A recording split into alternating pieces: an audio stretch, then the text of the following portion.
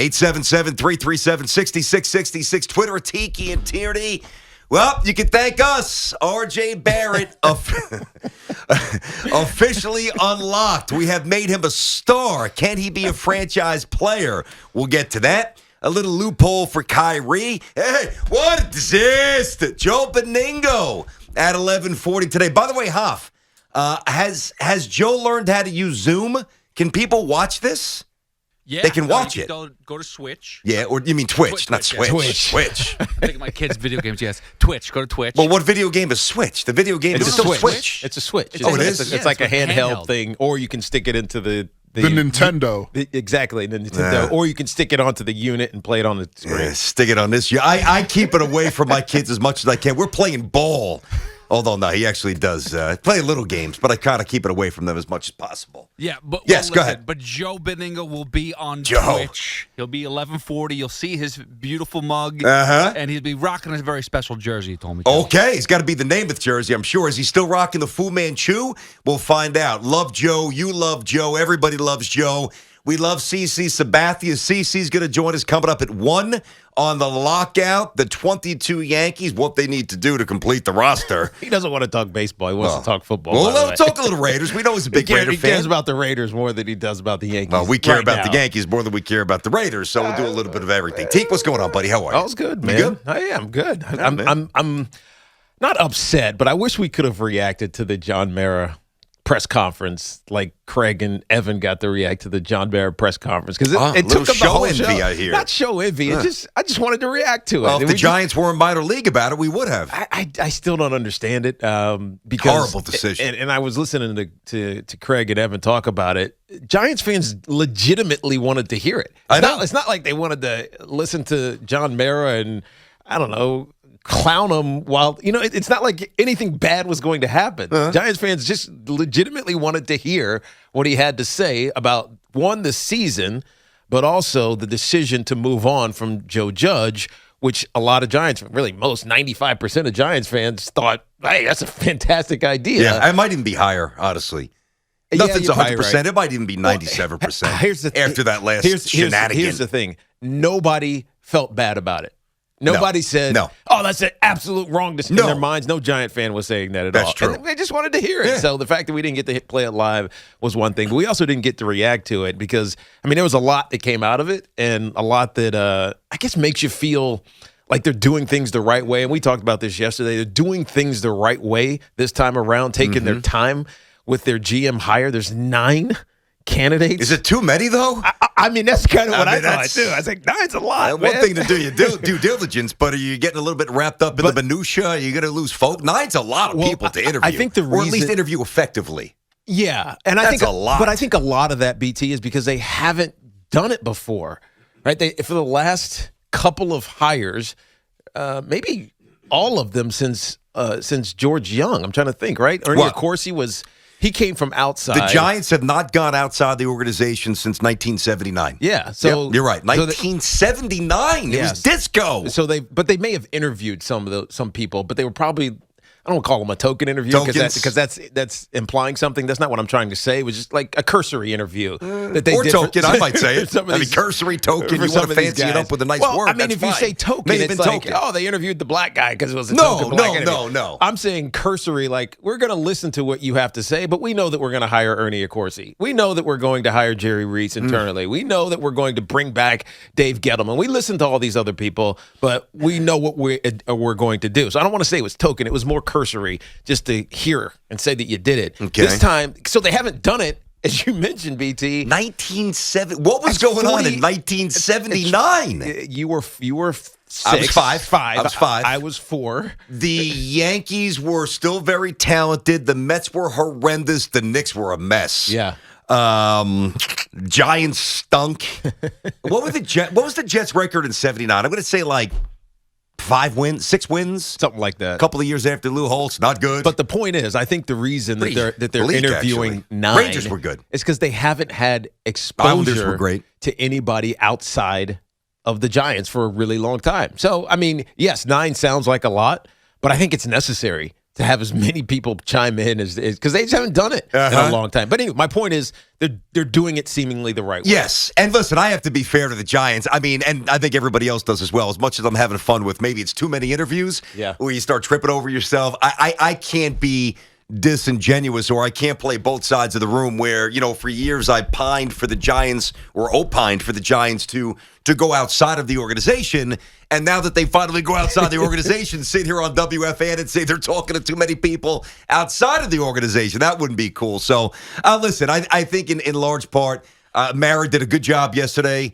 I thought it was very Bush what they pulled, but I'm not going to beat that to a bloody pulp. It is what it is. Listen, I haven't done local radio since 2011, and I read a few things where I think the Yankees did this once in a while where they ask us not to play it, and I guess they ask everybody not to play it live. Is that true?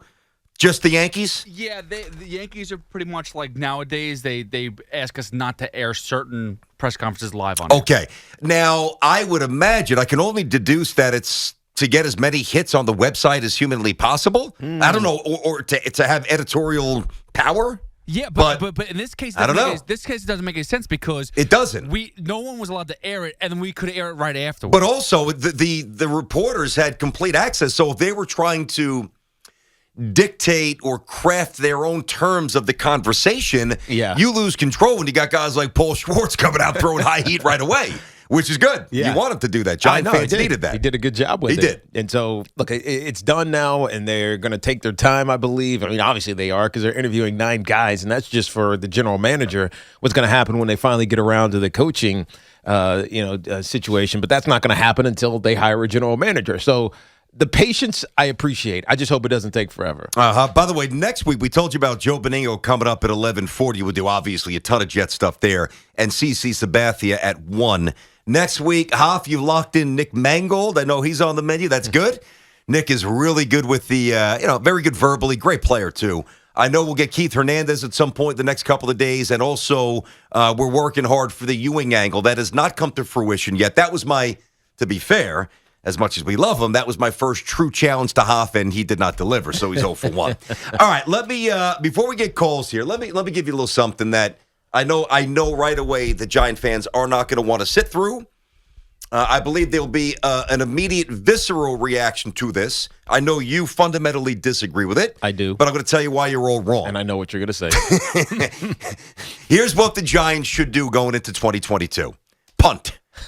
They should punt on the now that don't even use the word tank, because no player's running out of a tunnel trying to lose. No. They got to put stuff on tape. Let's not get it twisted. It's basically a year-to-year. It's impossible to do it in the NFL. Exactly. Because you're going to tell a guy, we're going to play the younger guy. The locker room's going to be gone. 100%. And it's going to undermine a coach, whoever that new coach is. You just can't do it in the NFL. And I would never even remotely suggest that. So there are two very distinctly different things. In the NBA, if you want to have 8 G Leaguers out there because you want to get Zion or, Ewing back in the day in 85 or whomever, that's different. The NFL's a different monster. That's not happening. But when I say punt, I would do everything this offseason. I am trading Saquon Barkley. I am trading Daniel Jones. I'm obviously Ingram's not going to re-sign. Solder, I believe the contract's up, gone. Anybody that doesn't have a clear spot within the future of this organization is gone. And in my opinion, just my opinion, there's no way I'm giving I love Saquon. Not giving him big money. No chance. Daniel Jones, I like him. Too banged up. We're moving on. If I'm the Giants, I'm doing a lot what the Jets did this year. I'm playing 19, 20 kids. I'm going to get the meaningful reps, all right? Michael Carter, both Carters, all the players that we know, Eccles. We know what the Jets did. That's what I'm going to do. I'm going to reset the financial parameters of this team, which is a mess. They are 5th worst cap situation. I'm getting as much draft equity as humanly possible. And you know what, Teague? If I go 1-16, that's fine. Because then and again, not a tank job. It's called the restructuring. Because then I draft either C.J. Stroud or Bryce Young, and I go from there. That's my plan. In 2023. That's a 2023 draft. That's obviously not this draft. It's the next year's draft, which has a couple of really good quarterbacks. Not a ton of them. It's not like... So my point is, to your point, you got to be bad if you're going to get one of these really good quarterbacks coming out in 2023. Top 3, top 4 bet. You're not going to wait until, maybe I can get him at 6, 7, No. 8. It's not happening. Now, it always depends who finishes in front of you. Like if the Jaguars have a bad season, you're not going to draft somebody to replace Trevor Lawrence, but still. Great point. You know what I'm saying. But, I mean, the only reason I would pause a little bit on that suggestion, BT. You don't want to see the Jets have a better record. I know you. I know how you operate, Barber. You know it's a Giants town. You don't want to relinquish that giant power. It's partly that, but it's more, I don't know or think that the Giants are so bad that they need to just get rid of everything. I know that this past season was unwatchable to the point where we had people calling the show saying, I'm not watching the game this weekend. I didn't even turn it on last weekend. I have no desire to see them score less than a touchdown this week. So it feels like they were really bad, but they had so many injuries. And I know other teams had a lot of injuries. I know they had a lot of COVID. But when you have injuries to really important people, offensive linemen, your star running back, your starting quarterback, it's really hard to compete. They did some good things defensively. So I can't strip away, the Dexter Lawrences of the world. You know what I mean? I can't. I didn't say get rid of him. Or Leonard Williams, who they just signed. They shouldn't have re-signed him. That's the problem. They should not have. Maybe, but I mean, there were points where he looked really good. Yeah, but they gave away draft picks to the Jets, and they gave them decent money. Your team's nowhere ready to win. Yeah, but that's not how you build a winner. They have good draft picks still. You know what I mean? So it's like, but they'd have more flex on the cap. Is what I'm saying. I hear what you're saying, but at the end of the day, you can restructure. Right, you can change these things in real time as it comes down to it. So I hear what you're saying, and it feels like that's the way to go. But starting over is hard, man. Okay, like resetting and finding new stars and new guys, young guys that you can count on. That's hard because you never know. You could end up bringing in a young player in free agency or drafting a guy, and he's a bust. So I don't trust that. You know what's harder? Trying to rebuild on the fly, like they've done for far too long. Yeah, but I understand, but the coach hasn't been right. The GM hasn't been right. When you're wrong up top, there's no chance for it to be successful down below. You know what I mean? So, very well said. We got to get that on some sort of. We got to get that in a fortune cookie. But it's true though. What'd you say when you're not right up top, you're not right below? Yeah, when you're wrong up top, it's really hard to get it right down below. Yeah, you ain't good below. Yeah, that's right. It's true. That's what she said. All right, Tink. So we've got a little now. To be fair. And don't hit me with this, Giant fans, because I swear to God, I would say the same thing about the Jets, because I have. This isn't about me, like, wanting to see the Giant fan go through this another painful year. No. I want to see the Giants get good. And I honestly don't believe that shortcuts based on cap space, lack of, based on Barkley's injury history, based on Jones, based on everything that we've all seen, I believe you strip it down and you just take off the wheels, get rid of the rims, just strip it down to the engine. And then you even need to rebuild the engine. But that's what I would do. Tiki, a little different. 877-337-6666. See where you guys stand on this. Let's start with Stuart, who is in Brooklyn. Stuart's on the Fan, Tiki and Tierney. Stu. Hey, Brandon and Tiki. What's up, Stu? It turns with the GM and with the. I just love how Mara is being 100% honest about the situation and that he understands the situation we're in. The humility and pain that John showed in answering all of the hard questions has given me and every Giants fan a new sense of purpose and hope. Now, as far as for the GM, Shin, for whatever reason, feels like the guy because when I hear him speak, he sounds like a straight shooter, confident, calm, cool. Who's that, Stu? Stu, who's that? I'm sorry. Who are you talking about? Sean, yes. Oh, from Buffalo.